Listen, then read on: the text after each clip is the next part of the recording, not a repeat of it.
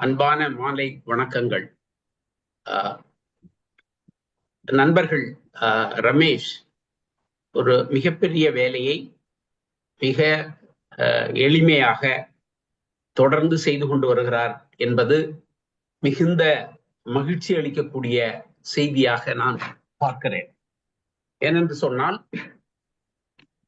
இப்படியான வேலைகளை செய்வது என்பதில் இருக்கக்கூடிய அந்த உழைப்பு, அது சார்ந்த அந்த நேர்மை என்பது ரொம்ப ரொம்ப மதிக்க வேண்டிய ஒரு செய்தி என்றே நான் கருதுகிறேன். குறிப்பாக நண்பர் குமார் சொன்னதை போல, அந்த சென்னை பல்கலைக்கழக வளாகத்தில் இயற்கையாக பாதிக்கப்பட்ட இந்த நண்பர்களுக்கு நான் ஒன்றும் பெரிதாக செய்யவில்லை. அங்கு இருக்கக்கூடிய சட்ட விதிகளை, அவர்களுக்கு சேர வேண்டிய அந்த உரிமையை சரியாக செய்வதில் நான் என்னுடைய ஆசிரியர் தொழிலில் குறிப்பாக இருந்தேன். குறிப்பாக இப்படியான பார்வையற்ற மாணவ நண்பர்களை ஆய்வுக்கு எடுத்துக்கொள்வதும் வேறுமாறு செய்வதிலும் ஒரு வகையான பாரபட்சம், தவிர்த்தல், இவதெல்லாம் இந்த சூழலில் இருப்பதை நான் அறிந்து, அதற்கு நேர்மாறாக பல நேரங்களில் பேசி அவர்களுக்குரிய அந்த ரிசர்வேஷன் சொல்லக்கூடிய அவர்களுக்கு கொடுக்க வேண்டிய அந்த பகுதியையும், நல்ல மதிப்பெண் வாங்கி இருக்கக்கூடிய நண்பர்களுக்கு மெரிட்டில் அவர்களை சேர்ப்பது என்பதும், எங்கள் துறையில் தொடர்ச்சியாக எம்ஏயில் குறைந்தது 3-4 நண்பர்களையும், எம்ஃபில்லில் 2 அல்லது 3 நண்பர்களையும், பிஹெச்டியில் அது மாதிரியும் தொடர்ந்து செய்தோம்.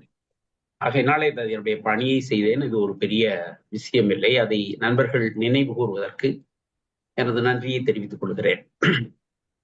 இந்த நிகழ்ச்சியை தொடர்ந்து நடத்துகிற ஜெயின் கல்லூரியை சார்ந்த பேராசிரியர்களுக்கும், ரமேஷ் இதுவே வேலையாக கொண்டு செய்கிற இந்த பணிக்கும் நான் நன்றி கடன் படுகிறேன்.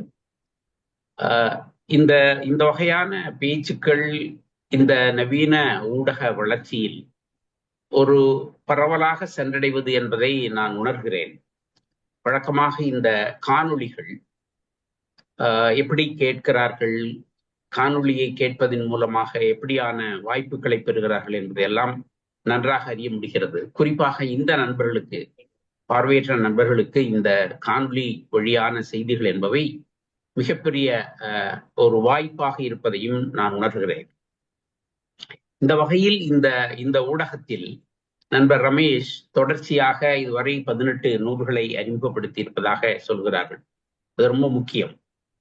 இந்த தமிழில் இந்த இலக்கிய விமர்சனம் என்று சொல்லக்கூடிய இந்த துறை உருவாகி வளர்ந்து வருவதற்கு ஒரு முதன்மையான ஒரு விதையை போட்டவர் என்ற வகையில், நூல் வடிவில் முதலாக உருவாக்கியவர் என்ற வகையில் தொமுசி அவர்களுக்கு ஒரு மிக முக்கியமான இடம் உண்டு. சொல்லப்போனால் இந்த நூலைத்தான் முதல் அறிமுகமாக நாம் செய்திருக்க வேண்டும். அது என்னுடைய தவறுதான். நண்பர் ரமேஷ் அதில் பேச சொல்லி என்னிடம் கேட்டார். என்னுடைய மோசமான வேலைப்பழுவினால் அது தள்ளி போய்விட்டது. இந்த நிகழ்ச்சியை எப்படியும் இவர்களுக்காக நான் செய்ய வேண்டும் என்று எதிர்பார்த்து கொண்டிருந்தேன். அந்த வாய்ப்புக்கு மீண்டும் நன்றி சொல்கிறேன். இந்த தமிழுக்கு ஒரு பெரிய என்ன சொல்றது, நாம் பெருமையாகவும் நமக்கே உரிய ஒரு தனித்த மதிப்பீடாகவும் கருதுகிற இந்த பழமை, அந்த பழமையினுடைய காலம் அகழ்வாய்வுகளின் வழியே மேலும் மேலும் மேலும் கூடிக்கொண்டே போகிறது. வரலாற்றுக்கு முன் 100 ஆண்டு, 200 ஆண்டு, 700 ஆண்டு, 1900 ஆண்டு, 3350 ஆண்டு என்று கடந்த சில ஒரு 15-20 ஆண்டுகளில் கூட இந்த தமிழின் தொன்மை குறித்த தகவல்கள் தொல்பொருள் ஆய்வின் மூலியமாக கிடைப்பதன் வழியாக இந்த தமிழின் தொன்மை பின்னும் வளர்ந்து கொண்டே போகிறது. இந்த மொழிக்கு உரிய இந்த தன்மை என்பது மிக முக்கியமானது. அதற்கு பல நிலவியல் காரணங்கள், வரலாற்று காரணங்கள், மக்கள் குடியேறிய தன்மை, இந்த குறிப்பிட்ட குழுவினரின் எபிஸ்டமாலஜி என்று சொல்லக்கூடிய அறிவு தோற்ற வளர்ச்சி மரபு, இப்படி பல்வேறு காரணங்கள் இதற்கு இருக்கின்றன. இதனால் தான் இந்த தொல்லியல் ஆய்வுகளில் அவைகளெல்லாம் புதிதாக கண்டுபிடிக்கிற பொழுது அதற்கு ஒரு புதிய மரியாதையும் புது வகையான தொல் பழம் தன்மையை உடைய ஒரு மொழிக்கு நாம் சொந்தக்காரர்கள் என்பதையும் மேலும் மேலும் உறுதிப்படுத்தி கொண்டு வருகிறோம். இதில் இப்படியாக இந்த சிறப்பு இந்த நவீனம் என்று வருகிற பொழுது ஒரு சிக்கலாக அமைந்து விடுகிறது. அதாவது நம்முடைய 19ஆம் நூற்றாண்டுக்கு முந்தையதான நம்முடைய தொல் பழம் மரபும் 19ஆம் நூற்றாண்டுக்கு பிந்தையதாக உருவான புதிய மரபுகளும், குறிப்பாக நவீன மரபுகளும் அதன் அளவில் தனித்தனியாக சிறப்புடையவதாக இருந்தாலும் கூட இந்த தொல் பழம் மரபு சார்ந்த படிப்பு முறையே நமக்கு மிக அதிகமாக மேலெடுக்கப்பட்டு அதனுடைய விளைவாக இந்த நவீன மரபுகளை வாசிப்பது, நவீன மரபுகளில் பயில் துறைகளில் நாம் பயணிப்பது, இப்படியான பல விஷயங்கள் என்பவை ரொம்ப பிற்காலத்தில் தான் நமக்கு உருவானது. நம்முடைய பெரும் பேராசிரியர்களின் ஆய்வுகளை எல்லாம் நீங்கள் பார்த்தீர்கள் என்றால் கூட இந்த தொல் பழம் மரபு சார்ந்த ஆய்வுகளை செய்த அளவிற்கான மரபுகள் என்பவை இந்த நவீன மரபுகள் சார்ந்த ஆய்வுகளை பற்றி செய்திருக்கிறார்களா என்பது மிக குறை. இந்த வகையில் இந்த 19ஆம் நூற்றாண்டின் இடைக்காலத்திலிருந்து உருவாகி வந்த ஐரோப்பிய புத்தொல்லி மரபின் ஊடாக நமக்கு கிடைத்த புதிய வாசிப்பு முறை, புதிய படிப்பு முறை, வாசிப்பு படிப்பு என்பது மிகப்பெரிய ஜனநாயகமாக மாறிய முறை, இதன் விளைவாக நம்முடைய புதிய தமிழியல் உருவான முறை, நமக்கு புதிதாக இந்த புனைவுகளும் புதிதாக இந்த உரைநடை மரபும், இது சார்ந்து உருவான இந்த வளங்கள், அந்த வளங்களை பற்றியான பேசுதல், பதிவு செய்தல் அப்படிங்கிறது ரொம்ப முக்கியமானது. அது 1970கள் வரை மிக வளமாக நடந்தது என்று சொல்ல முடியாது. ஆனால் இந்த மரபிலே நமக்கு 20ஆம் நூற்றாண்டின் தொடக்கத்தில் இருந்தே மிக முக்கியமான பல ஆளுமைகள் பங்களிப்பு செய்திருக்கிறார்கள் என்பது முக்கியம். அவ்வகையான பங்களிப்பில் ரகுநாதன் அவர்களுடைய இந்த இலக்கிய விமர்சனம் குறித்த பங்களிப்பு என்பது நவீன கருத்தியல் மரபுகளை, நவீனமாக உருவான ஒரு துறையை தமிழில் அறிமுகப்படுத்த வேண்டும் என்ற அவருடைய முயற்சி என்பது மிக மிக முக்கியமானது. அதனால் அவர் 1948 எழுதிய இந்த இலக்கிய விமர்சனம் என்ற இந்த நூல் ஒரு தமிழில் மிக மிக முதன்மையானது. அதற்கு முன் இந்த வடிவத்தில் ஒரு நூல் இல்லை. இவர்தான் முதல் 1948 இதை உருவாக்குகிறார் என்பதன் மூலமாகவே ரகுநாதன் அவர்களுடைய சிந்தனை மரபை நீங்கள் புரிந்து கொள்ளலாம். இதற்கு முன் ஏவி சுப்பிரமணிய ஐயர் 1934 வாக்கில் தற்கால தமிழ் இலக்கிய வரலாறு என்ற ஒரு புத்தகத்தை எழுதியிருக்கிறார். அந்த புத்தகத்தில் அவர் இந்த மாதிரியான செய்திகள் குறித்த பல உரையாடல்களை முன்வைத்திருக்கிறார். ஆனால் தனியாகவே அதை ஒரு விமர்சனம் என்ற முறையில் அவர் பதிவு செய்யவில்லை. அதை எழுதுவதற்கான அந்த சூழல் என்பது உருவாகவில்லை. ஆனால் 30கள் தான் தமிழில் மிக மிக முக்கியமான நிலைபேறு பெற்ற காலமாகும். அதாவது நிலைபேறு என்று சொன்னால், இதற்கு முன் நம்முடைய வ.வே.சு. ஐயராக இருக்கட்டும், அல்லது அதற்கு முன் நம்முடைய முதல் நாவல் எழுதின அந்த பெரியவராக இருக்கட்டும், அல்லது மனோன்மணியம் சுந்தரம் பிள்ளையாக இருக்கட்டும், இப்படி ஒரு புதிய மரபுகளை உருவாக்கி கொண்டு வந்தாலும் கூட ஒரு இலக்கியத்தை வாசிக்கிறது, இலக்கியத்தை புரிந்து கொள்வது, அதற்கென ஒரு துறையாக ஆங்கிலத்தில் உருவாகி இருக்கிற அந்த லிட்டரரி கிரிட்டிசிசம் என்று சொல்லக்கூடிய அந்த மரபை தமிழில் உருவாக்குவது என்கிற இந்த வேலையை ரகுநாதன் 48 செய்வது என்பது மிக மிக முக்கியமாக நாம் இன்றைக்கு கவனத்தில் எடுத்துக்கொள்ள வேண்டும். அதற்கு அவருக்கு வாய்ப்பாக அமைந்தது என்பது என்னவென்று சொன்னால், தமிழில் 1930கள் தொடங்கிதான் இந்த ஐரோப்பிய புத்தளிவு மரபு, அதற்கு முன் இருந்தவர்கள் ஒரு பிராணிய மரபுக்கு, காவிய மரபுக்கு, சமஸ்கிருதம் சார்ந்த தன்மைகளுக்கு, வேற கூறுகளுக்கு ஆட்பட்டுதான் இந்த நவீன தன்மைகள் பற்றிய செயல்பாடுகளில் தங்களை ஆட்படுத்திக் கொண்டார்கள். ஒரு புதிய மொழி அவர்கள் முயற்சி செய்தார்கள். ஆனால் 30களில் நமக்கு இந்த நவீனத்துவம் என்பது நமது தமிழாகவே உருவாகியது. தமிழ் என்பதில் இந்த நவீனத்துவ பண்புகள் என்பவை இந்த மொழியில், இந்த மண்ணில், இந்த உணர்வுகள் சார்ந்து நமக்கென உருவான பல வடிவங்கள் இப்பொழுதுதான் வருகிறது. அதில் புதுமைப்பித்தன் மிக முதன்மையானது. இது எல்லோரும் அறிந்த விஷயங்கள் தான். இப்படி இந்த புதுமைப்பித்தனோடு வாழ்ந்த ரகுநாதன் ஏறக்குறைய 1944, 42, 43 தொடங்கி புதுமைப்பித்தன் இறக்கிற 48ங்கிற அந்த 6-7 ஆண்டுகளில் புதுமைப்பித்தனோடு மிக நெருக்கமாக இருந்தவர் ரகுநாதன்.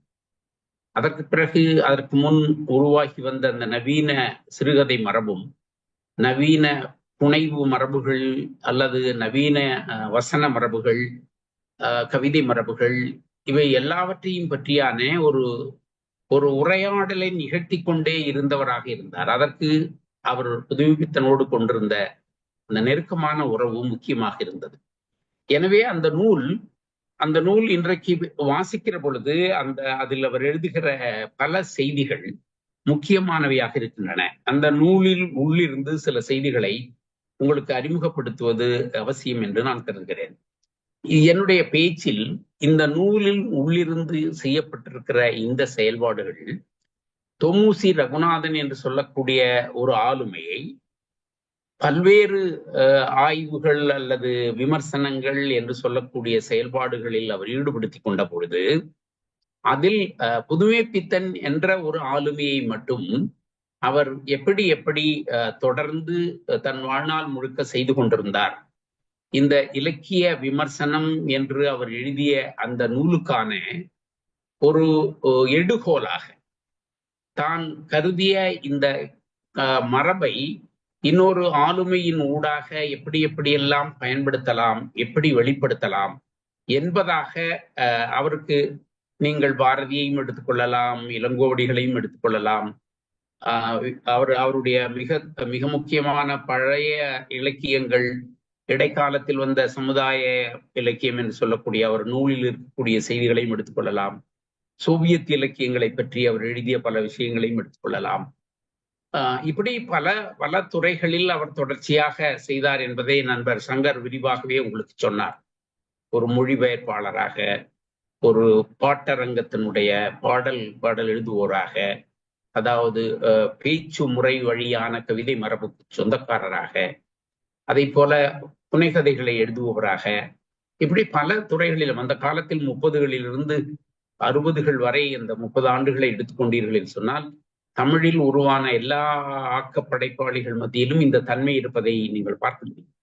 அந்த ரகுநாதனுடைய இடம் மிக முக்கியமான இடம் என்பது எல்லோருக்கும் தெரிந்த விஷயம்தான். நான் அந்த பொறுமை பற்றி பேசாமல், இந்த இலக்கிய விமர்சனம் என்று சொல்லக்கூடிய இந்த நூலை அவர் உருவாக்கி இருப்பதன் பின்புலம், அதை புதுமைப்பித்தன் வழியாக அவர் தமிழ் சமூகத்திற்கு நடைமுறைப்படுத்தி கொடுத்திருக்கும் முறைமை, அதை பற்றி மட்டும் நான் பேச விரும்புகிறேன். இந்த நூல் 48ல் வருகிற பொழுது, அவர் ஒரு முன்னுரை எழுதுகிற பொழுது அவர் முதல் வரியிலேயே அதை பற்றி சொல்லுகிற பொழுது, இதில் உள்ள கருத்துக்கள் பல ஆழமும் கனமும் கொண்டவை. கலைகளை, இலக்கியத்தை நான் எப்படி புரிந்து கொண்டேன் என்பதற்கு விடையளிக்கும் முயற்சியாகவே இந்நூல் அமைந்திருக்கிறது என்று எழுதுகிறார். கலையை, இலக்கியத்தை இவர் புரிந்து கொண்டது என்பதில் புதுமைப்பித்தனை இவர் புரிந்து கொண்டதல் என்று நாம் அதை நீட்சித்து பார்க்க முடியும். அப்படி இவர் இதற்கு முன் அவேசு ஐயர் போன்றவர்கள் அல்லது பேராசிரியர் வையாபுரி பிள்ளை போன்றவர்கள், சீனிவாச ராகவன் போன்றவர்கள், புதுமைப்பித்தன், இவர்களெல்லாம் செய்த இந்த விமர்சன முயற்சிகள் ஒரு கட்டமைக்கப்பட்ட முறையான ஒரு நூல் வடிவாக செய்வது என்பதில் இவர் மிகுந்த சிரத்தை எடுத்து செய்த இந்த செயல் மிக முக்கியமானது. அன்றைக்கு ஸ்டார்ட் பிரசுரம் இந்த 128 பக்கம் உள்ள இந்த சின்ன நூலை வெளியிட்டதன் மூலம் தமிழ் சமூகத்தில் விமர்சனம், இலக்கிய விமர்சனம் என்ற ஒரு துறைக்கு கால்கோலிடுகிறார். அந்த கால்கோலை செய்தவர் ரகுநாதன். அவர் 1980 வந்த அதனுடைய இன்னொரு பதிப்பிற்கு, 5வது பதிப்பு என்று நினைக்கிறேன், எழுதுகிற பொழுது இந்நூல் வெளிவந்த பின் கடந்த பல ஆண்டுகளில் இலக்கியம் பற்றிய எனது கண்ணோட்டமும் கருத்தோட்டமும் எவ்வளவோ மாறியுள்ளன. இதுதான் ரகுநாதன். நான் ஒரு புத்தகம் அங்க எழுதின 48ல அதையே நான் பின்னாடி தூக்கி பிடிச்சு வச்சுக்கிட்டு இருக்கல. அது என்னுடைய கண்ணோட்டங்கள் நிறைய மாறிவிட்டன. இந்த கண்ணோட்டங்கள் மாறுகின்றன என்பதன் சொல்வது மூலமாக அவருடைய தத்துவ ஈடுபாட்டை, ஒரு சமூக அசைவியக்கம் என்பதை அவர் புரிந்து கொண்டவர் என்பதனால், சமூக அசைவியக்கம் சார்ந்த ஒரு இயங்கியலை அவர் தன்னுடைய படிப்பாக எடுத்துக்கொண்டவர் என்பதனாலேயே தான் எழுதிய ஒரு நூல் மறுபதிப்பு வருகிற பொழுது தன்னுடைய நூலையே அவர் மறுபரிசீலனைக்கு உட்படுத்துகிறார். இந்த இலக்கிய கண்ணோட்டம் மாற்றங்கள் இவைகளெல்லாம் ஏற்பட்டாலும் கூட, நான் ஒரு 1948 இந்த இலக்கிய மரபுகளை எப்படியெல்லாம் பார்க்க வேண்டும் என்று எழுதியிருக்கிறேனோ அதை இன்றைய சூழலில் நான் திருப்பி வாசிப்பதன் மூலம் அடுத்த கட்டத்தில் எவ்வளவு நாம் வளர்ச்சி அடைந்திருக்கிறோம் என்ற புரிதலை அதன் மூலமாக பெற முடியும் என்பதாக அவருடைய அந்த 2 முன்னுரைகளும், 48 எழுதின முன்னுரையும் 80 எழுதிய முன்னுரையையும் நாம் படிக்க முடிகிறது. இந்த நூலிலே நீங்கள் பார்த்திருக்கலாம், இலக்கிய விமர்சனம் என்றால் என்ன, கலையும் கலை மரபும் எப்படி இருக்க வேண்டும், மொழியும் தெளிவும் எப்படி இருக்க வேண்டும், கவிஞன் ஒரு குடிகாரன், இலக்கியம் பிறந்த கதை, கவிதை, சிறுகதை, நாடகம், வசனம் என்று அந்த தலைப்புகளின் கீழே அவர் எழுதுகிறார். இந்த ஒவ்வொன்றை பற்றி எழுதுகிற பொழுதும் ரொம்ப சுவையான எளிமையான மொழியில் இது ஒரு புது துறையை இவர் நமக்கு எழுதுகிறார், இது நமக்கு விளங்குமா விளங்காதா என்ற ஒரு மனநிலைமைக்கு உருவாகக்கூடிய வாசகனுக்கு அந்த மாதிரியான எந்த சிக்கலையும் அவர் முன்வைக்கவில்லை. மிக மிக எளிய புரிதலான ஒரு மொழியில் அவர் எழுதுவதை பல இடங்களில் நாம் தெரிந்து கொள்ள முடிகிறது. அவர் எழுதுவார், இலக்கிய விஷயம் புத்தகங்களை படிக்கும் போது இன்பம் அனுபவிக்கிறோம், ஆனால் சமயங்களில் அவை நமது உணர்ச்சிகளை பாதித்து விடுகின்றன. காரணம், எல்லா இலக்கியங்களும் ஏதேனும் ஒரு வகையில் நம் வாழ்க்கையை ஒட்டியதுதான். அதுக்கு அடுத்த லெவல்ல வாழ்க்கை என்பதுதான் என்ன? உலகத்து சூழ்நிலையின் இன்ப துன்பங்களை, குரூர வசீகரங்களை கண்டும் கேட்டும் பிரஞை தவறாது நிர்பந்தத்தால் அதனோடு ஒட்டி பழகுவதுதானே இலக்கியம் வாழ்க்கை உண்மையை காட்டுகிறது. இந்த அவர் பயன்படுத்துகிற இந்த வாழ்க்கை உண்மைங்கிற சொல் ரொம்ப முக்கியமான சொல். அதனுடைய தொடர்ச்சியாக அது என்னன்னா அனுபவம்னு சொல்றாரு. இப்படி சொல்லுகிற இந்த முறையை ஆங்கிலத்தில் இருக்கக்கூடிய பல்வேறு இலக்கிய விமர்சகர்கள், மேத்யூ ஆர்னால்ட் போன்றவர்கள், வேறு பலரும் எப்படியெல்லாம் சொல்லியிருக்கிறார்கள் என்பதையும் நமக்கு மிக எளிதாக புரிந்து கொள்ள வகையில் பேசுகிறார். இதில் அவர் ஒரு இயங்கியல் தத்துவ மரபை, அசைவியக்கத்தை நம்புவர் என்பதனாலேயே அவருடைய மொழியில் இந்த இலக்கிய விமர்சனம் என்பதும் ஒரு உழைப்போடு தொடர்புடையதுதான் என்பது பற்றி எழுதுகிறார். அதாவது அதில் உள்ள கருத்துக்கள் சமுதாயத்துக்கு எந்த அளவுக்கு பயனுள்ளது என்பதை பொறுத்துத்தான் அதன் மதிப்பும், இலக்கிய விமர்சகன் அந்த மதிப்பைத்தான் எடை போட வேண்டும், உரை செய்ய வேண்டும். விமர்சனம் ஒரு நூலின் மதிப்பிலும் அதில் உள்ள கருத்துக்களை ஆசிரியன் எப்படி மக்களுக்கு எடுத்துச் சொல்கிறான் என்பதையே பொறுத்திருக்க வேண்டும். இதிலிருந்து புரிந்து கொள்ளலாம். அதாவது இந்த சமூக வாழ்க்கையில் உருவான இந்த புதிய இலக்கிய மரபுகள், நவீன இலக்கிய மரபுகள், அது எப்படி மனித வாழ்க்கையோடு தொடர்புடையது என்பதுதான் மிக முக்கியமான விஷயம் என்பதாக அவர் பேசுகிறார். இந்த மரபில் தான் இந்த நூலில் பல விஷயங்களை அவர் முன்னெடுப்பதை நாம் பார்க்க முடிகிறது. இன்றைக்கு இந்த தமிழில் இப்படி உருவாகி வரக்கூடிய இந்த பிரதிகளை முறையாக செய்கிறார்களா என்றால் இல்லை, பாரபட்சம் இருக்கிறது. அநேக விமர்சனங்கள் சொந்த வெறுப்பு விருப்புக்கு அடிமையானவர்கள் நூலை விமர்சனம் செய்வதை விட்டுவிட்டு நூலாசிரியனை பற்றி எழுதுகிறார்கள். பரஸ்பர முகஸ்துதியாக சில விமர்சனங்கள் வெளிவருகின்றன.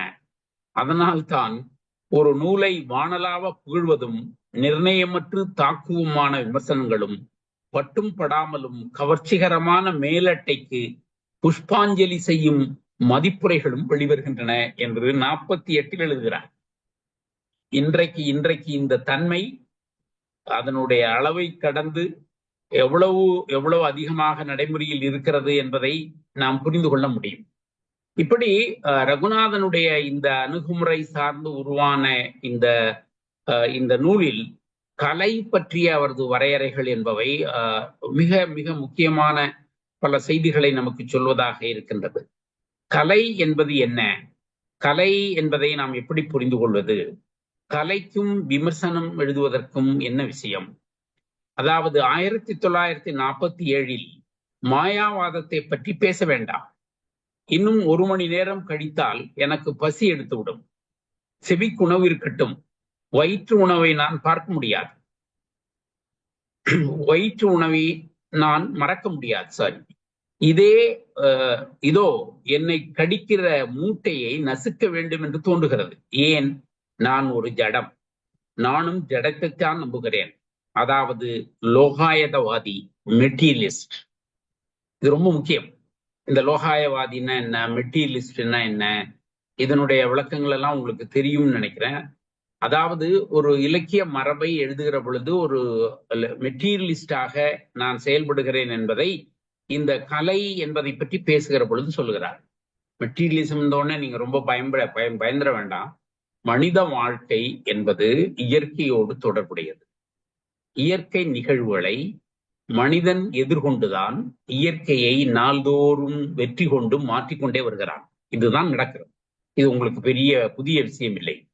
பல 100 ஆண்டுகளுக்கு முன்பு இருந்த மனிதன், அதற்கு பின்பு வளர்ந்து வந்த மனிதன், இன்றைய மனிதன், நாளைய மனிதன் என்று நீங்கள் பார்த்தீர்கள் என்றால் அவர்கள் செய்வதெல்லாம் இந்த இயற்கையை எதிர்த்து இயற்கை நிகழ்வுகளை பார்த்து தாங்கள் கற்றுக்கொண்டு அதன் மூலமாக ஒரு அனுபவ அறிவை அவர்கள் பெற்று அந்த அனுபவ அறிவின் மூலமாக புதிதானவற்றை உருவாக்கி அந்த உருவாக்கத்தின் மூலமாக சமூக நிகழ்வுகளின் பல்வேறு தளங்களை மாற்றி விடுகிறார்கள்.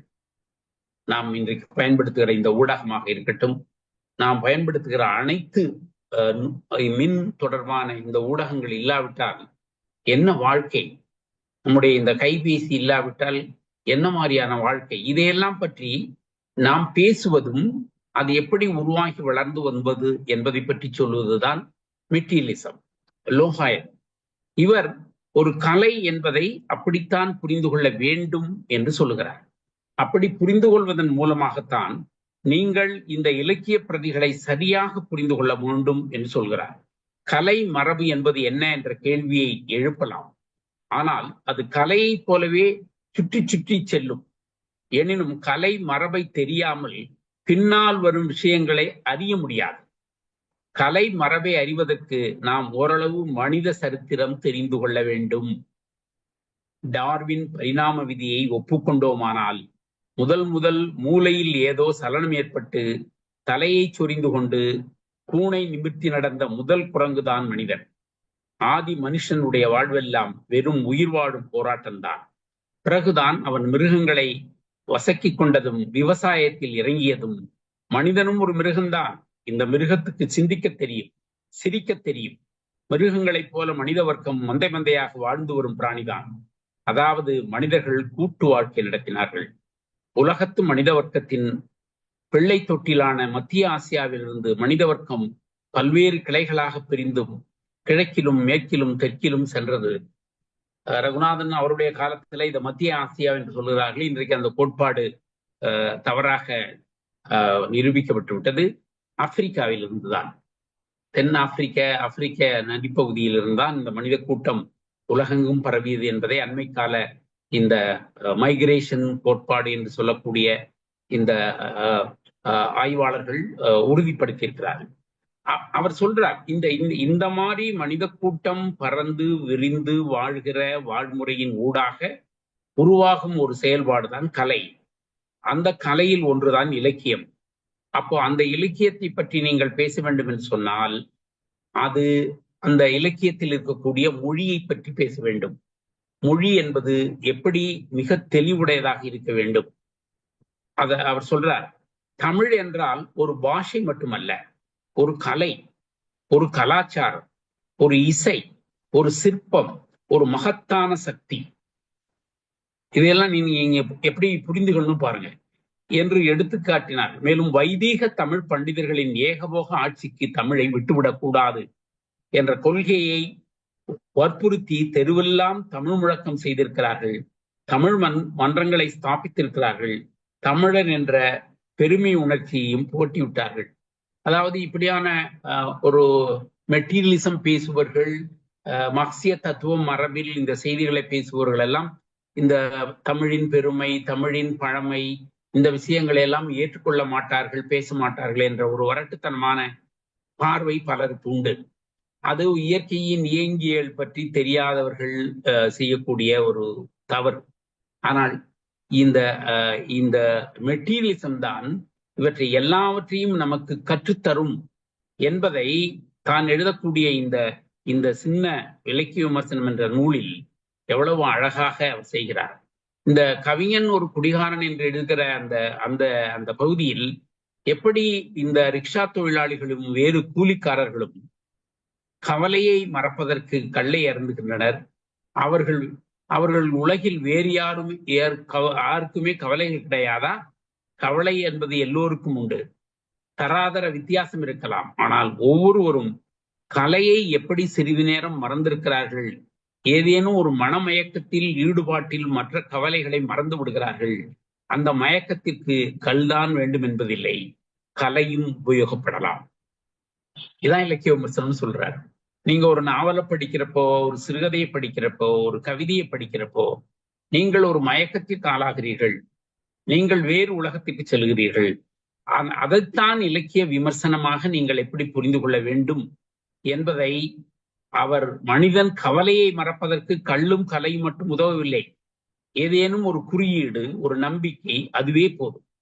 அந்த முறையில் இன்று மனிதன் தன்னை சுற்றி கவிந்து நிற்கும் ஈன கவலை இருளை கண்டு அஞ்சாமல் இருப்பதற்கு, அவற்றை மறப்பதற்கு ஈஸ்வர நம்பிக்கையையும் பயன்படுத்தி கொண்டான். மகாத்மா காந்தி எவ்வித இக்கட்டுகளில் இருந்து விடுதலை பெற ஸ்ரீராமநாமமே சரியான கருத்து என்று கருதினார். வெறும் நாம உச்சரிப்பு மட்டும் கவலையை போக்கிவிட முடியுமா? முடியாது. அந்த நாபத்தில், அந்த குறியீட்டின் மேல் ஏற்படும் நம்பிக்கையைத்தான் முக்கியமானது. அந்த நம்பிக்கையின் வசத்திலேதான் மனிதன் தன்னை மறக்க முடியும். இங்க ரொம்ப அழகா சொல்றார். மனிதன் அவனுடைய நம்பிக்கை அது முட்டாள்தனமாக இருக்கலாம், மூட நம்பிக்கையாக கூட இருக்கலாம், அது யதார்த்தத்தில் நடைபெறாது என்பது தெரிந்திருக்கலாம். ஆனால் அந்த நம்பிக்கையின் ஊடே தான் அவன் வாழ்க்கையை கடத்தி செல்கிறான். அதற்குள்ளுதான் கலை இருக்கிறது, இலக்கியம் இருக்கிறது. நீங்கள் அதை எப்படி புரிந்து கொள்வது என்பது பற்றியான உரையாடலை இவ்வளவு எளிமையாக அவர் இந்த சிறு நூலிலே அவர் வெளிப்படுத்துவதை பார்க்க முடிகிறது. இப்படி இந்த நூலின் பல விஷயங்களை நாம் பல கணங்களில் விரிவாகவே பேசுவதற்கான நிறைய வாய்ப்புகள் இருக்கிறது. அவர் இலக்கியம் பிறந்த கதை என்ற ஒரு சாப்டர் எழுதியிருக்கிறார். அதில் மனிதன் எப்படி இயற்கையோடு ஒட்டி வாழ கத்துக்கொண்டான், இயற்கைக்கு அவன் பணிந்து செல்கிறானா இல்லை அதை வெல்லுகிறானா, பரம்பொருள் என்னும் ஒன்றுதான் இவனை கற்பித்ததா, இவன்தான் பரன்பொருளை கற்பித்தானா என்றெல்லாம் பல கேள்விகள். இவையெல்லாம் என்றும் விடியாதவை. இந்த கேள்விகளுக்கெல்லாம் மனித வர்க்கம் பூண்டற்று போனால் அன்றி மறையாத புதிர்கள். எனினும் இவை போன்ற கேள்விகளுக்கெல்லாம் தத்துவ தரிசினிகளும் வியாக்கியான கர்த்தாக்களும் இலக்கிய பெருமாக்களும் விடையளிக்க முன்வந்திருக்கிறார்கள், முயன்றும் வருகிறார்கள். இந்த கேள்விகளுக்கெல்லாம் கணத்துக்கு கணம் மாறும் வெறும் ஷேர் மார்க்கெட் நிலவர குழப்பங்கள் போலல்ல. மனித அறிவுக்கு உணவும் ஊக்கமும் அழிக்கும் அழியாத உண்மைகள் அல்லது ஊகங்கள். மேலும் இந்த ஊகங்களுக்கு உண்மைகளுக்கும் மனிதனின் சிந்தனை குவியில் புடமிட்ட சூரணங்கள் தான், மனிதனின் சிந்தனா சக்தி தான் எந்த துர்வாசலாலும் மக்கிமடைந்து போகாதபடி, சபிக்க முடியாதபடி நாம் கலையாக, புனைவாக, அது சார்ந்த விஷயமாக உருவாக்குகிறோம் என்று சொல்கிற பொழுது, ஒரு இலக்கியம் பிறந்த கதை என்பது என்னவானது என்பதை ஒரு இலக்கிய விமர்சன நூலிலே ரகுநாதன் சொல்லியிருக்கக்கூடிய இந்த அழகு மிக முக்கியமானது. இப்படி இந்த இந்த நூலில் கவிதை பற்றி அவர் எழுதுகிற விஷயம் சரி, குறிப்பாக வசனம் பற்றி அவர் எழுதுகிற இந்த மரம், குறிப்பாக நாம் இந்த புனைவில் வசனம் என்கிற ஒரு துறை ரொம்ப முக்கியமான துறை. நாம் அதை நம்முடைய கவிதை மரபுக்கு சொந்தக்காரர்கள் என்பதனாலேயே நமக்கு ஒரு தன்னுணர்ச்சி மரபு என்பது வளமானது. அது அன்றிலிருந்து இன்று வரை தொடர்கிறது. அதே போல நம்முடைய ஒரு தொடர்நிலை செய்யுள் மரபு என்பது நமக்கு வளமானது. அது அது காவியமாக, கதைப்பாடலாக, நாவலாக இன்று தொடர்கிறது. இந்த மூன்றாவது கட்டமாக வந்திருக்கிற இந்த வசன மரபு, புனைவு மரபு இருக்க, இது முன் இரண்டு மரபுகளை விட பல பல புதிய பரிமாணங்களை உள்வாங்கிய மரபு. இந்த மரபில்தான் நாம் எல்லாவற்றையும் பேச முடியும். ஒரு காவியத்தில் பேசுவது என்பது ஒரு வரையறையோடு நின்றுவிடும். ஒரு கதைப்பாடலில் பேசுவது வரையோடு நின்றுவிடும். செவ்வியல் இலக்கிய மரபுகளுக்கென்று சில இலக்கண வழக்க பிரதிகள் உண்டு, அதற்குள் தான் பேச முடியும். ஆனால் இந்த இந்த புனைகதை மரபு என்பது இவற்றை எல்லாவற்றையும் கடந்து ஒரு புதிய புதிய உலகத்தை, இன்றைக்கு என்னென்ன இருக்கிறதோ அதையெல்லாம் உலக மாற்றத்தை, வளர்ச்சியை பதிவு செய்கிற ஒரு வடிவமாக இந்த விமர்சனம் செய்வதற்கு வாய்ப்பாக இருக்கிற இந்த இந்த புனைவு மரபு இருக்கிறது என்பதை பற்றி அவர் பேசுகிறார். சிறுகதையை பற்றி சொல்லுகிற பொழுது அவர் அது ஒரு மிக முக்கியமாக தமிழ் சமூகத்தில் மிகவும் விவாதிக்கப்பட்ட ஒரு பொருளாக அது இருந்தது. தமிழ் சமூகத்தில் 3 சிறுகதையாளர்கள் உண்டு. ஒருவர் புதுமைப்பித்தன், இன்னொருவர் மௌனி, இன்னொருவர் லாசா ராமாமிர்தம் என்று சொல்கிறார். இது ரொம்ப மார்க்சிய தத்துவ அறிஞர்கள் சார்ந்த விமர்சகர்கள் மத்தியிலே மிகப்பெரிய கலகமாக அன்றைக்கு இருந்தது. மௌனியையும் லாசா ராமாமிர்தத்தையும் இந்த மெட்டீரியலிஸ்ட் என்று சொல்லக்கூடிய பின்புலத்தில் உருவாகி வரக்கூடியவர்கள் யாரும் இப்படி ஏற்றுக்கொள்வதில்லை. ஆனால் ரகுநாதன் ஏற்றுக்கொள்கிறார். எப்படி ஏற்றுக்கிறார் அப்படிங்கிறது தான் இந்த இலக்கிய விமர்சனம் என்ற இந்த நூலின் மிக முக்கியமான பகுதி. அவர் அந்த மொழியில் இருக்கக்கூடிய கலையை, அந்த மொழி சார்ந்து பேசக்கூடிய முறையியலை அவர் முதன்மைப்படுத்துகிறார். அந்த முறையியலின் ஊடாக ஒரு வேறு வகையான ஒரு தத்துவார்த்த மரபை சென்றடைய முடியும் என்ற விமர்சனத்தோடு அவர்களை அங்கீகரிக்கிறார். இந்த அங்கீகரிப்பு என்பது பின்னர் அந்த சிறுகதை மூலவர்களாக பேசப்படுகிற புதுமைப்பித்தனையும் மௌனியையும் லாசாராவையும் அவர் சொன்ன இந்த மரபு என்பது பின்னாடி எப்படி எதிர்கொள்ளப்பட்டது, அது இன்றைக்கும் எப்படி பேசுகிறார்கள், இந்த வகையில் ரகுநாதன் எப்படி மிக வேறுபட்டவராக இருந்திருக்க முடிந்திருக்கிறது, அந்த முடிவின் மூலமாக இந்த 48லேயே இப்படி ஒரு இலக்கிய விமர்சன பதிவை அவருக்கு தமிழ் சிறுகதை வரலாறு பற்றி எப்படி சொல்ல முடிகிறது என்பதெல்லாம் மிக மிக முக்கியமான விஷயமாக நான் கருதுகிறேன். எனவே நண்பர்களை, இப்படி உருவாக்கிய இந்த இலக்கிய விமர்சனம் என்ற இந்த நூல் ஒரு 128 பக்கங்களை மட்டுமே கொண்ட ஒரு மிகச்சிறிய நூல். அவருடைய வாழ்க்கையில், அவருடைய புரிதலில் எப்படியான விளைவுகளை உருவாக்கி இருக்கிறது என்பதை அவர் புதுமைப்பித்தனோடு நிகழ்த்திய பயணங்களின் ஊடாக நான் புரிந்து கொள்கிறேன். அதை என்னுடைய பேச்சின் 2வது பக்கமாக கொண்டு வருகிறேன். இதில் அவர் இலக்கிய விமர்சனத்தை 1948 எழுதி அந்த இலக்கிய படித்தல், வாசித்தல் மரபுகளுக்குள்ளான ஒரு மனநிலைமையை வரையறை செய்து கொண்ட ஒரு ஆளுமையாக உருவான பின்புலத்தில் அவர் 51 புதுமைப்பித்தன் வாழ்க்கை வரலாறு எழுதுகிறார். நண்பர்களே, புதுமைப்பித்தனை இன்றைக்குத்தான் நாம் ரொம்ப பெரிதாக பேசுகிறோம். அன்றைக்கு அப்படி அவர்கள் பேசவில்லை யாரும். ஆனால் ரகுநாதன் ஏன் பேசத் தொடங்குகிறார்? 48 மறைந்த புதுமைப்பித்தனுக்கு 51லேயே ஏன் வாழ்க்கை வரலாறு எழுத வேண்டும் என்ற நெருக்கடி அவருக்கு வந்தது? அதனுடைய முக்கியத்துவம் என்ன? இன்றைக்கும் சொல்லுகிறார்கள், தமிழில் எழுதப்பட்ட வாழ்க்கை வரலாற்று நூல்களிலே புதுமைப்பித்தனை பற்றி தொமுசி எழுதிய நூலுக்கு இணையான இன்னொரு நூல் இருப்பதாக சொல்ல முடியவில்லை என்று பலரும் சொல்லுகிறார்கள். இது என்ன விஷயம்? அவர் இலக்கிய விமர்சனத்திலே ஒரு படைப்பாளியை, ஒரு ஆளுமையை எப்படி பார்க்க வேண்டும் என்று அவர் பதிவு செய்திருக்கிற முறையை ஒரு படைப்பாளியின் வரலாறை பற்றி எழுதுகிற பொழுது அவர் அதில் நடைமுறைப்படுத்துகிறார். அந்த நடைமுறைப்படுத்துதல் சார்ந்து அந்த மொழி உருவாகிறது. அந்த மொழி சார்ந்து புதுமைப்பித்தனுடைய ஆக்கங்களையும் அவருடைய வாழ்க்கையையும் ஒன்றுக்குள் ஒன்றாக இணைத்து ஒன்று ஒன்றிலிருந்து வேறுபட்டதல்ல என்பதை பற்றியான விஷயங்களை அவர் பதிவு செய்கிறார். அதனுடைய அந்த அந்த வரலாற்றின் உள்ளே இருக்கக்கூடிய ஒரு ஒரு ஒரு தலைப்பு செல்லும் வழி இருட்டு என்ற ஒரு தலைப்பு இருக்கிறது. அது புதுமைப்பித்தன் கவிதைகளை பற்றியான அந்த அந்த பகுதியோடு சேர்ந்து வந்த ஒரு பகுதி அது. அதை போல வாழ்வா இலக்கியமா என்ற அந்த பகுதி இருக்கிறது. இந்த பகுதிக்குள்ளாம் நீங்கள் சென்று பார்த்தால் அவர் மறைவை தென் திசைக்கே சென்று விட்டார் என்று எழுதுவார்.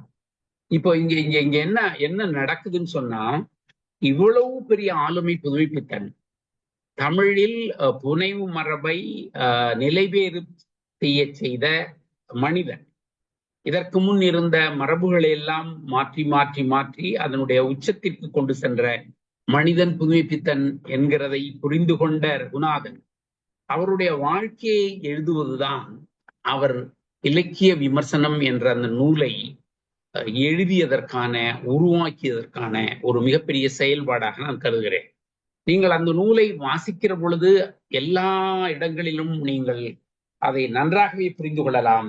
ஒரு இலக்கிய ஆளுமைக்குள்ளான வாழ்முறையாக புதுமைப்பித்தன் எப்படி எப்படியெல்லாம் தன் வாழ்க்கையில் இருந்திருக்கிறான். புதுமைப்பித்தனுடைய நக்கல், கிண்டல், இந்த உலகத்தை பற்றிய அவனுடைய மிக இயல்பான மிக எளிதான விமர்சனங்கள், அவனுக்கு இருந்த ஒரு மிக தீவிரமான அறிதல் மரபு, உலக வரலாறு பற்றிய தெளிவு, உலகத்தில் ஹிட்லர் என்ன பண்ணினான், முசோலினி என்ன பண்ணினான், இந்த இந்திய சமூக அமைப்பிலே அவருடைய முதல் கதையில் ஆற்றங்கரையினிலே என்ற புதுமைப்பித்தனுடைய முதல் கதையில் அவர் பேசியிருப்பதே இந்த இந்திய தத்துவ மரபு என்பது ஒரு பௌத்துவ மரபில் இருந்தும் ஒரு அவைதீக மரபில் இருந்தும் இங்கு உருவான ஒரு வைதீக மரபு அதனுடைய செல்வாக்கு சேர்ந்த முரண்களில் இருந்தும் இவற்றையெல்லாம் எஞ்சி மேலும் வளரக்கூடிய ஒரு இயங்கியல் தத்துவ மரபான மார்க்சிய மரபு இந்த மண்ணுக்குள் எப்படி எப்படியெல்லாம் செயல்படுகிறது, அதில் இங்கு உள்ள சுயமரியாதை இயக்கங்களும் வேறு பல இயக்கங்களும் என்ன பங்களிப்பு செய்கின்றன என்பதுதான் அவருடைய முதல் கதை. அந்த ஆற்றங்கரையினிலே என்ற கதையை நண்பர்களே நீங்கள் இப்பொழுது எடுத்து வாசித்து பாருங்கள். அவர் எப்படியான புரிதலுடைய ஒரு மிகப்பெரிய படைப்பாளியாக அவர் இருந்திருக்கிறார் என்பதை இந்த ரகுநாதன் புரிந்து கொண்டதன் விளைவாகத்தான் அவருடைய இந்த புதுமைப்பித்தன் வாழ்க்கை வரலாற்றை அவர் எழுதுகிறார். பிறகு புதுமைப்பித்தன் கதைகளை தொகுத்து அந்த காலத்தில் வெளியிடுவதற்கு சின்ன சின்ன வடிவங்களில் வெளியிடுவதற்கும் அவர்தான் மூலமாக அமைந்தார். அதை விட முக்கியமானது புதுமைப்பித்தன் கவிதைகளை அவர் தொகுத்து ஒரு தொகுப்பாக கொண்டு வந்தார். இதில் ரொம்ப சுவையான விஷயங்கள் இருக்கின்றன. இந்த புதுமைப்பித்தன் கவிதைகளை 1954 வெளிக்கொண்டு வந்த பொழுது அந்த நூலுக்கு விந்தன் நடத்திய மனிதன் பத்திரிகையில் மிக கடுமையான விமர்சனத்தை எழுதியவர் தமிழொலி. ரகுநாதன் நம்புகிற அதே மெட்டீரியலிசத்தை, அதே இயக்கவியலை, அந்த தன்மையே ஈடுபாடாக கொண்டு வாழ்ந்து கொண்டிருந்த தமிழொலி ரகுநாதன் கவிதைகள், ரகுநாதன் வெட்டி வேலை செய்திருக்கிறார், ரகுநாதன் தன்னை மெட்டீரியலிஸ்ட் என்று சொல்கிறார், ஒரு இயங்கியல்வாதி, இப்படியான கவிதைகளை எப்படி ஏற்றுக்கொண்டார் என்று எனக்கு தெரியவில்லை. புதுமைப்பித்தன் கவிதைகளை பற்றியான மிக விரிவான விமர்சனத்தை அந்த மனிதன் பத்திரிகையில் தமிழில் எழுதுகிறார். ஆனால் மிக முக்கியமான இன்னொரு விஷயத்தையும் நான் உடன் சொல்ல வேண்டும். 1948 புதுமைப்பித்தன் இறந்த பொழுது மிகச்சிறந்த கவிதையையும் தமிழில் எழுதியிருக்கிறார் என்பதை மறந்துவிடக்கூடாது. புதுமைப்பித்தன் பற்றி அவர் 4 கவிதைகள் எழுதியிருக்கிறார். அவனுடைய படைப்பை மெச்சி கொண்டாடி இருக்கிறது. அப்படி கொண்டாடிய தமிழொலி ஏன் ரகுநாதன் இந்த கவிதைகளை தொகுத்து வெளியிட்டிருக்கிறார் என்பதனுடைய சிக்கல் நான் இந்த பேச்சின் தொடக்கத்திலே சொன்னேன் பாருங்கள். இந்த நவீன மரபுகள், தொல் மரபுகள், அதில் இருக்கக்கூடிய ஈடுபாடுகள் என்பவை பின் வரும் மொழி மரபுகளை, மாறுபாடுகளை ஏற்றுக்கொள்வதில்லை. ஏனென்று சொன்னால் தமிழொலி ஒரு மிக மிக முக்கியமான தமிழின், நான் அதை விரிவாக எழுதியிருக்கிறேன், தமிழில் 3 கவிதை மரபு உண்டு. ஒரு மரபு பாரதி, இன்னொரு மரபு பாரதிதாசன், 3வது மரபு தமிழொலி. அந்த 2 கவிஞர்களுக்கும் எந்த வகையிலும் குறைத்து காண முடியாத ஒரு மிகப்பெரிய கவிஞன் அவன். அந்த மரபுகளோடையே அந்த சொற்களோடையே வாழ்கிற ஒரு மனநிலைமை என்பதனால் இந்த உரைநடை பாங்கில் எழுதப்பட்ட புதுமைப்பித்தன் கவிதைகளை அவரால் சீரணிக்க முடியவில்லை. இங்குதான் இந்த நவீனத்துவ மரபும் பழமை மரபுகளும் தமக்குள் கொள்ளக்கூடிய உறவும் மோதலும் எப்படி புரிந்து கொள்ள வேண்டும் என்பதை ரகுநாதனுடைய இலக்கிய விமர்சனம் புத்தகத்தை படித்தால் தான் விளங்கிக் கொள்ள முடியும். அப்படியான சூழலில் புதுமைப்பித்தனோடு சேர்ந்த அடுத்த கட்ட பயணமாக அவர் பிற்காலத்தில் புதுமைப்பித்தன் கதைகளை பற்றியே நண்பர் சங்கர் கூட சொன்னார். இந்த புதுமைப்பித்தன் கதைகள் சில விமர்சனங்களும் விஷமத்தனங்களும் என்ற அந்த நூல். அவர் புதுமைப்பித்தனை பற்றி 1951 நூல் எழுதினார். 1999 இறுதி நூலையும் புதுமைப்பித்தனை பற்றித்தான் எழுதினார். இந்த 50 தொடங்கி 2000 வரையான இந்த 50 ஆண்டுகளில் ஒரு படைப்பாளி புதுமைப்பித்தனோடு பயணிப்பதன் வழியாகத்தான் அவன் ஒரு இலக்கிய விமர்சனம் என்று சொல்லக்கூடிய ஒரு துறை குறித்த புரிதலை தமிழ் சமூகத்திற்கு உருவாக்கியதோடு அல்லாமல் அதை நடைமுறைப்படுத்துவராகவும் இருந்திருக்கிறார் என்று நான் புரிந்து கொள்கிறேன். என்னன்னு சொன்னால் இந்த நூலில் அவர் பேசுகிற பொழுது அவர் சொல்கிறார், நான் சோவியத் பின்புலத்தில் உருவான யதார்த்தவாதம், அந்த யதார்த்தவாதத்தை எதிர்கொள்கிற விமர்சன யதார்த்தவாதம், அந்த விமர்சன யதார்த்தவாதத்தின் அடுத்த கட்ட வளர்ச்சியான சோசலிச யதார்த்தவாதம், இவைகளெல்லாம் பற்றி ரொம்ப ஒரு மேலோட்டமாக சிறிதாக அவர் அந்த இலக்கிய விமர்சனம் புத்தகத்திலே பேசுகிறார். பிறகு 1992 50 ஆண்டு இந்த கலை இலக்கிய பெருமன்றத்தின் நிறைவு விழாவில் திருநெல்வேலியில் நடந்தது. அதில் அவர் இந்த கீனோட் அட்ரஸ் என்று சொல்லக்கூடிய ஒரு திறப்புரை நிறுத்தினார். நான் அந்த நிகழ்ச்சியில் பங்கேற்றேன். நானும் ஜனசக்தியில் உருவான இலக்கிய வடிவங்கள் பற்றி ஒரு பேப்பர் படித்தேன். அந்த திறப்புரையை நான் நேரடியாக கேட்கக்கூடிய வாய்ப்பு வந்தது. அப்பொழுது அவர் இதுவரை பேசிய இந்த யதார்த்தவாதம், விமர்சன யதார்த்தவாதம், சோசலிச யதார்த்தவாதம், இந்த தன்மைகளை எல்லாம் இன்னும் அடுத்த கட்டத்திற்கு நாம் கொண்டு செல்ல வேண்டும். இவை முழுமையானவை அல்ல, இவற்றையெல்லாம் நான் மறுபரிசீலனை செய்கிறேன் என்று பேசினார். அது முற்போக்கு இலக்கியம் என்ற ஒரு புத்தகமாக, அந்த விரிவான கட்டுரையாக அது வந்திருக்கிறது. நீங்கள் அதை வாசிக்கிற பொழுது ரகுநாதன் எப்படி இந்த இலக்கிய விமர்சன மரபை, குறிப்பாக இடதுசாரி இலக்கிய மரபை எப்படியெல்லாம் புரிந்து கொண்டு தன் வாழ்நாள் முழுவதும் அதன் அடுத்த கட்ட வளர்ச்சிகளை எப்படி பதிவு செய்திருக்கிறார் என்பதை நீங்கள் தெரிந்து கொள்ளலாம். இந்த பதிவினுடைய உச்சமாகத்தான் அவர் எழுதிய இந்த சில விமர்சனங்களும் விஷமத்தனங்களும் என்ற அந்த நூல். அந்த புதுமைப்பித்தன் என்ற ஒரு படைப்பாளியை அன்றைக்கு இருந்த வேறு படைப்பாளிகள் பெயரை சொல்லலாம், ஒரு சிக்கலும் இல்லை. கானா சுப்பிரமணியம், அதன் பின் வந்த அசோக் மித்திரன், அதன் பின் வந்த வெங்கட் சாமிநாதன் போன்ற அந்த மரபில் உள்ளவர்கள், இப்படி ஒரு மிகப்பெரிய கூட்டம் கூப்பாராவை விட மிகப்பெரிய சிறுகதை எழுத்தாளராக நாம் புதுமைப்பித்தனை சொல்ல முடியாது என்பதை தங்களுடைய வரிகளில் சொல்லுவார்கள். இதனுடைய உச்சியமாக 1976 வெளிவந்த தமிழ் சிறுகதை 100 ஆண்டு வளராது என்ற சிட்டி சிவபாத சுந்தரம் என்று இருவர் எழுதிய அந்த புத்தகத்தில் புதுமைப்பித்தன் கதைகள் பல தழுவல் கதைகள், புதுமைப்பித்தனுக்கு என்று ஒரு ஒரிஜினாலிட்டி, மூலம் இருப்பதாக சொல்ல முடியாது.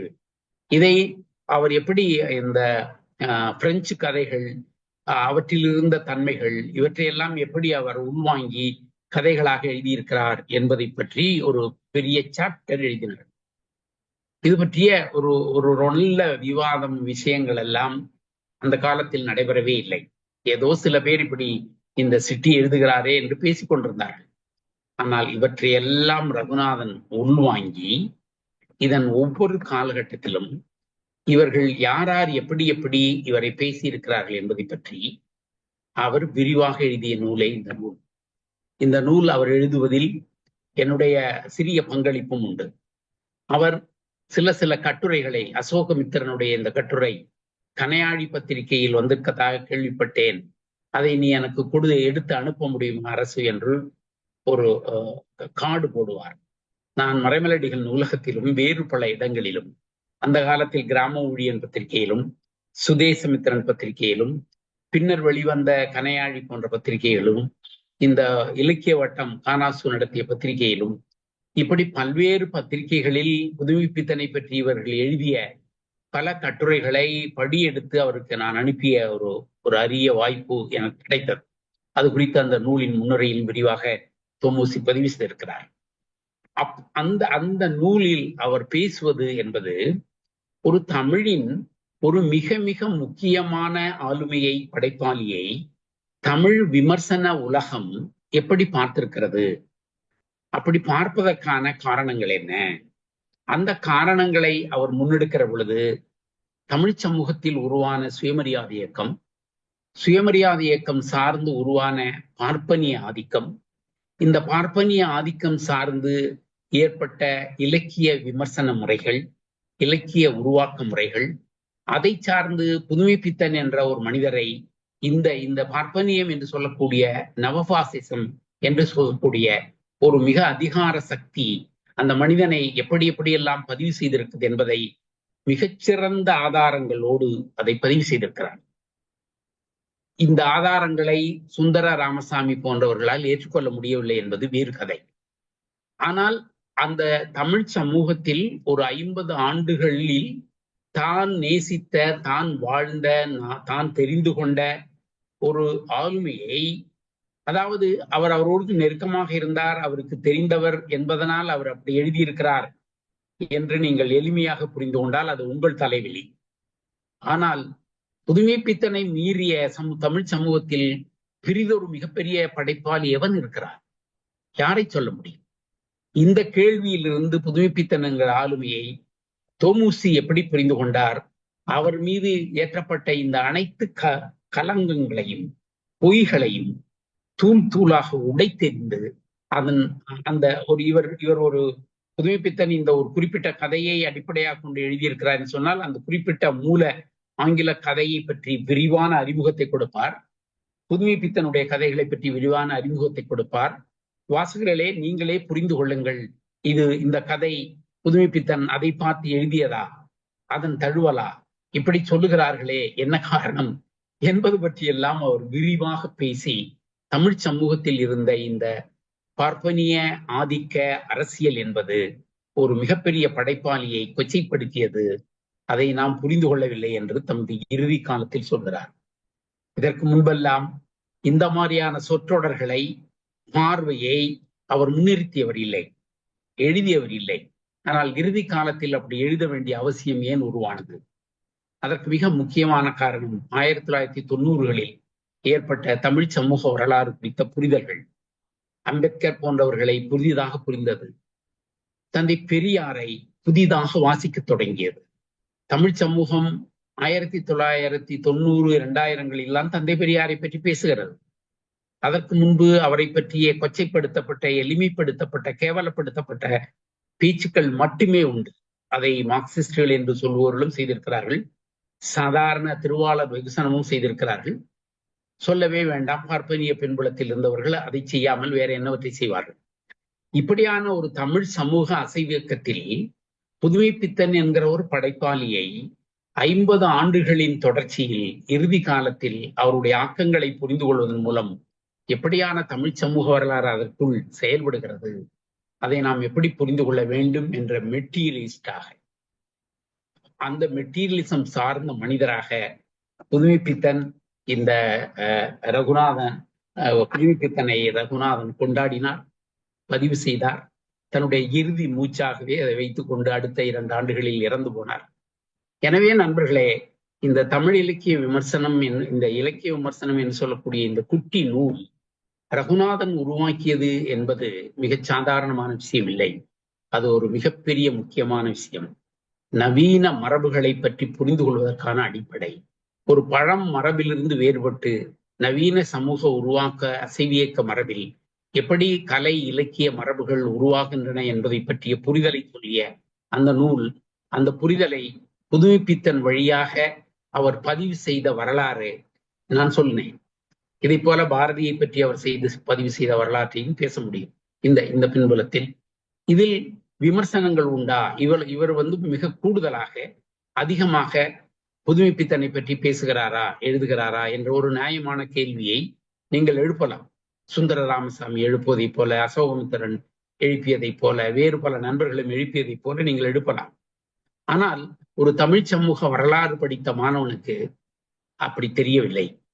தமிழ் சமூக வரலாற்றில் இருந்த அசைவியக்கங்கள் என்பவை, நிறுவன உருவாக்கங்கள் என்பவை, ஊடகங்கள் என்பவை, பத்திரிகைகள் என்பவை, அது சார்ந்த வாசிப்பு மரபுகள் என்பவை, அது சார்ந்து உருவான அனைத்து தன்மைகளுக்கும் இந்த தமிழ் சமூகத்தில் உருவான இந்த சமூக இயக்கத்திற்கும் நேரடியான தொடர்பு உண்டு என்பதை இன்றைய ஆய்வாளர்கள் உறுதிப்படுத்துகிறார்கள்.